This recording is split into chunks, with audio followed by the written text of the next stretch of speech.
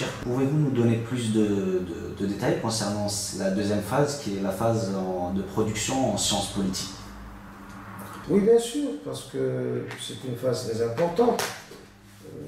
Je dois seulement rappeler que cette phase s'inscrit dans un contexte très spécial pour moi, parce que c'était dans la période où j'étais privé d'un document de voyage, de passeport. L'ambassade de Tunisie en Iran refusait de me donner un passeport, et donc j'étais obligé de rester. Et donc je savais que je pouvais avancer scientifiquement et faire toutes mes recherches en dehors de l'Iran. Donc j'étais pas dépendant de quelque manière que ce soit de leur institution pour continuer à faire mes recherches. Alors ce qui m'a poussé à rester, c'est que j'étais obligé, ni plus ni moins. Et donc l'offre qui se présentait à moi, je n'avais pas à la refuser. Pour pouvoir rester dans un pays sans document de voyage, alors que je n'avais pas un document iranien. Donc il fallait quand même une institution qui vous soutienne. Alors, lorsque j'ai publié le deuxième livre de la première phase, c'est-à-dire le deuxième livre qui s'appelle Le Muntad fi Tawdih Jabarut al-Iqtisad, il a été boycotté catégoriquement par toutes les librairies. On trouvait un mot d'ordre partout que ne prenez pas ce livre. Et si vous êtes obligé, parce que avec des relations personnelles parfois, on ne pouvait pas me dire non, mais voilà, on prend le livre, on le cache. Donc il ne faut pas le diffuser. Certains réformateurs, je suis allé voir, en l'occurrence, le cheikh qui m'a invité la première fois, qui m'a bien reçu la première fois. Je suis allé le voir pour lui présenter mes deux livres, pour lui dire, voilà, regardez pourquoi ces gens-là interdisent mon livre. Est-ce que vous pouvez me venir en aide? Rappelons ça, c'est après la montée en force des réformateurs, c'est-à-dire maintenant nous sommes à l'époque où M. Khatami est président, donc je pouvais faire ça. Avant 1997, je ne pouvais pas faire ça, bien sûr. Et lui aussi, il ne pouvait rien pour moi. Alors, ce qu'il a trouvé, c'était à juste titre d'ailleurs, il m'a conseillé de trouver une institution qui pourrait d'abord trouver en ce livre quelque chose qui l'arrange, donc il pourrait l'adopter, et en plus, il pourrait me donner une couverture, puisque je n'avais même pas des papiers. Donc j'étais en position très vulnérable. Et là, il m'a donné une lettre de liaison au centre qui s'appelle Centre des études stratégiques d'Asie, qui était domicilié dans la même rue du domicile de ce cheikh-là. Alors, on ne pouvait pas refuser bien sûr, sa recommandation. Et on a regardé les livres, finalement, ils ont dit, on ne peut rien, vous vous attaquez directement au soubassement de notre régime. Donc, on ne peut rien, nous-mêmes, on ne peut pas faire ça. Nous, les réformateurs du pays, on ne peut pas faire ça de façon ouverte. Alors, vous êtes étranger, on ne peut rien vous dire, vous, directement. Mais ce qu'on peut vous faire, c'est comme ça, vous étranglez. Et alors là, oubliez ces livres. Oubliez-les. Mais par contre, voilà, on vous invite à collaborer avec nous. Nous faisons de la recherche et vous avez donc un talent de chercheur et vous connaissez l'arabe et nous avons besoin d'un chercheur arabisant parce que nous travaillons en Asie, bien sûr. Les Arabes d'Asie, ça constitue quelque chose de très important. Bien sûr, là, ils m'ont fait comprendre tout de suite qu'ils ne vont pas me donner accès à leur dossier secret, ça c'est normal, et que je ne dois pas être trop curieux, donc je dois me contenter des sujets qu'ils me donnent et des documents qu'ils me donnent, et voilà.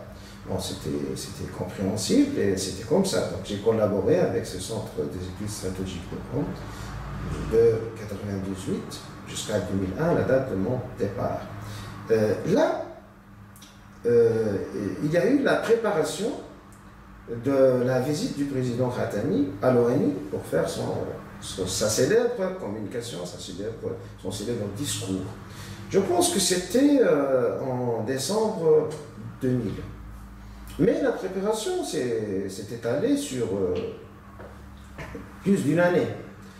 Et le directeur de ce centre, il m'a prié de participer, parce qu'il dit que le discours va être préparé depuis maintenant, Et il y a 7 personnes qui parlent le discours. Il m'a proposé en personne, c'était le seul non-iranien dans le groupe des 7 personnes, pour préparer le papier qui va être lu par la suite par le président Khatami. Bien sûr, chacun de ces personnes travaille tout seul. Par la suite, chacun il envoie son papier et c'est à la présidence de faire son tri et de faire une synthèse de ce qui a été fait par la suite. Là, pour moi, c'était une occasion pour avoir beaucoup de documents et en persan. Et donc, le travail, je devais le faire en persan. J'ai recruté un secrétaire pour la première fois, un étudiant persan. Je faisais le travail brut, lui il m'aidait à corriger. Au bout d'une année, je suis arrivé à rédiger moi-même convenablement.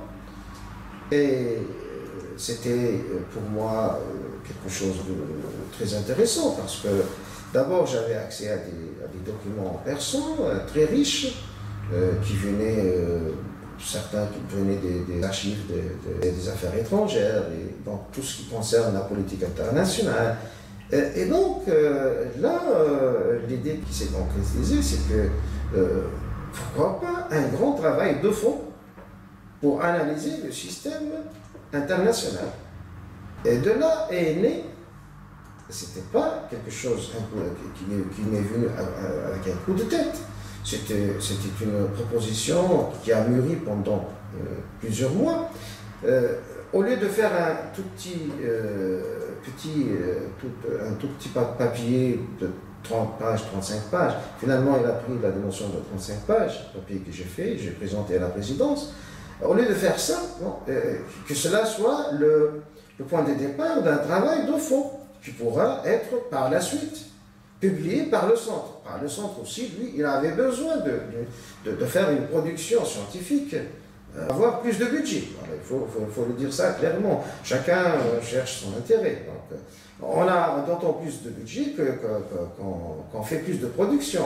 Et les gens qui étaient capables de produire, qui avaient une culture à la fois académique, conventionnelle et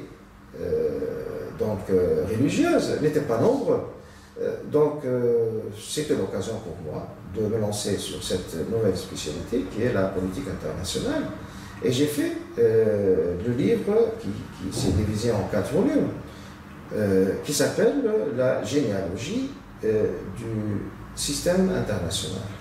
Hassan Shirazi, Nazm Jahani, en personne. J'ai présenté le premier volume, il est arrivé jusqu'au réformateur le plus célèbre de l'époque, je ne veux pas dire son nom, c'était un proche collaborateur du président. Il a parcouru le livre, il a dit c'est très sentimental ça, on ne peut pas le publier. C'était instructif pour moi, parce que j'ai appris, et de là que j'ai appris que la politique, la réelle politique, refuse la morale. Et même si on prétend le contraire, quand on est dans la pratique, on ne peut que s'astreindre à cette restriction. On ne peut pas faire la politique et la morale en même temps. Et donc, même quelqu'un qui a tout l'intérêt de prendre votre œuvre, quand il voit ça, il dit on ne peut pas publier ça parce qu'on va se moquer de nous, on va dire oh, vous êtes des enfants de cœur. Voilà, des réformateurs qui ont peur d'être taxés d'être des enfants de cœur. En politique, il faut être cruel. Et là, j'ai mis un grand point d'interrogation sur la possible réconciliation entre le religieux et le politique. Le politique étant ainsi défini, c'est-à-dire comme corollaire la cruauté, qui a comme contraire la sentimentalité et la morale, le politique étant défini, peut-il être conciliable avec le religieux social? Alors, il peut être conciliable avec le religieux non social. le religieux qui est instrument de la politique. Oui. Et à partir de ce moment-là, je confirmais ma première idée qui était depuis ma jeunesse, qui était un peu hésitante, mais c'était confirmé définitivement qu'il n'y a plus possibilité. Il n'y a jamais eu d'ailleurs de possibilité réelle de faire de la politique, entre guillemets, propre. Et donc, les livres que j'ai faits, c'est pas bon, même pour les réformateurs. Alors, que dire pour les conservateurs, que dire pour les machiavélistes déclarés? Et donc, pour moi, c'était beaucoup plus qu'un champ d'investigation, qu'un champ de recherche. Pour moi, c'est une grande expérience que je dois transmettre d'ailleurs.